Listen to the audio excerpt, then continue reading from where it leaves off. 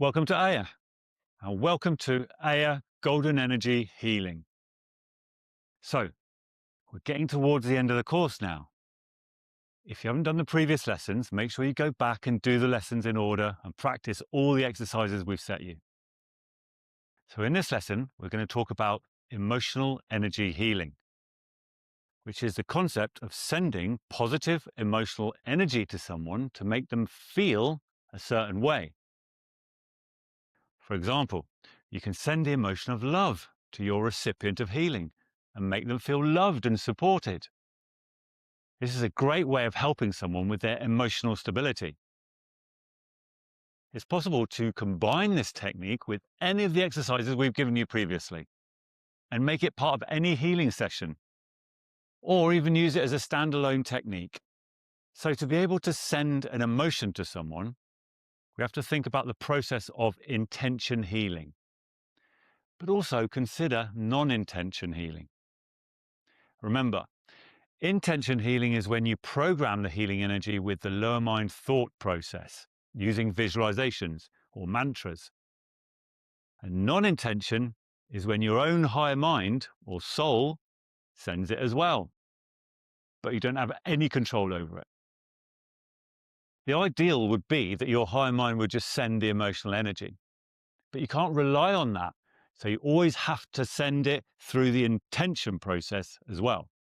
What that means is, in this case, is that you actually have to produce the emotion inside you and then send it on to your recipient. Have you ever tried producing an emotion within yourself on cue? It's not always easy, but it is possible. Think of actors and how they have to produce tears on cue, for example. You just have to find a way of producing the feeling of love inside you. There's some different ways of doing this, and you've got to find the right way that suits you best.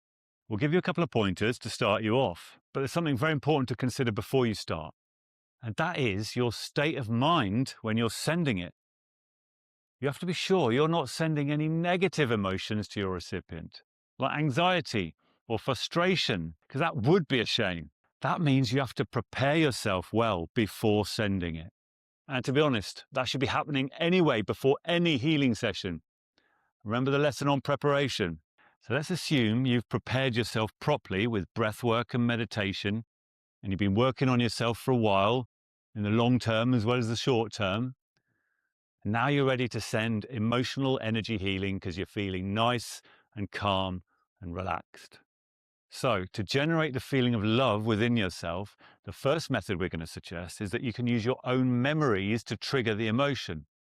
If you can bring up a person in your life that you love dearly, or perhaps a pet, or even a place that you love spending time at, it doesn't really matter what it is, as long as it brings up that feeling.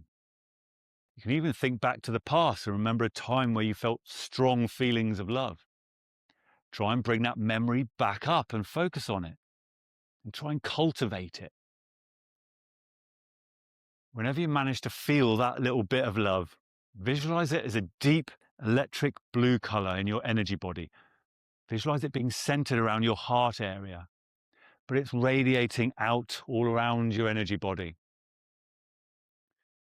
Now, the second method we want to suggest is actually an exercise you've done already. Remember in the lesson on the ninth chakra? Remember that little guided meditation type exercise when you visualize the ninth chakra above your head?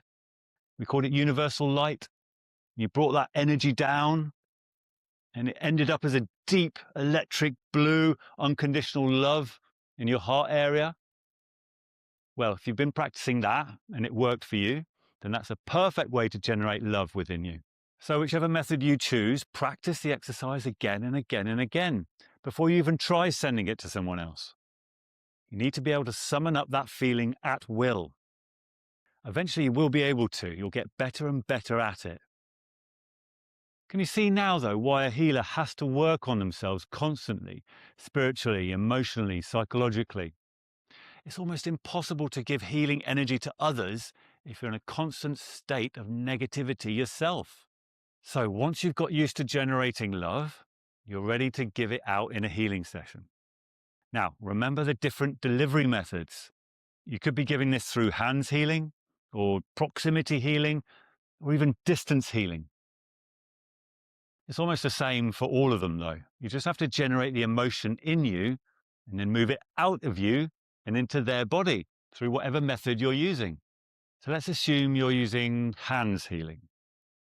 You have a recipient of healing that you're working on in a healing session, and you feel like they kind of need some emotional support as well.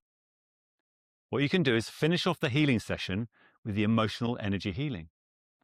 So when you get to the ender section at the end, instead of giving them the normal ender, which is clean golden energy, instead you give them the love energy. So what you have to do is generate that feeling of love within yourself, just like we've been practicing.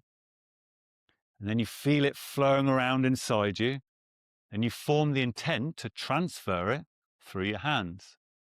And you do that through visualization, of course, or a mantra if you prefer. So you visualize the love energy as a deep electric blue color centered around your heart chakra. You visualize it moving from your heart center and out of your arms and out of your hand chakras and into their chakras. Doesn't matter which chakra it goes down as long as it's an emotion chakra. But the heart chakra would be best, of course, because that love energy will go directly into the heart and activate their emotional cycle. And it's the heart chakra that deals with loving relationships. That has to do with energy psychology. You'll have to do our course on self-healing to learn about that. So you can carry on giving the emotional energy healing until the end of the session. You may have to keep generating that love within yourself, though. The general rule is if it fades away within you, keep going back and repeating the love-generating exercise. And then just keep repeating the visualizations over and over. And by the way, if you're sending it with other methods, it's pretty similar. For proximity healing, it's almost exactly the same, except you've got to be really sure you're creating that chakra cord. And for distance healing, well, you just send it out through the brow chakra, just like we taught you before. So there we are, that's emotional energy healing. You can actually do that with any of the positive emotions. But love is a special emotion, isn't it? It's got a higher status than any of the others. It's the only emotion that can actually change the course of the planet. We need to cultivate that emotion, cultivate it in ourselves and cultivate it in others. The more love that you can send to others, the better for you, the better for them, and for everyone else as well. And we'll come back to that in the last lesson. Okay, you've got loads to practice, so get to it. See you soon.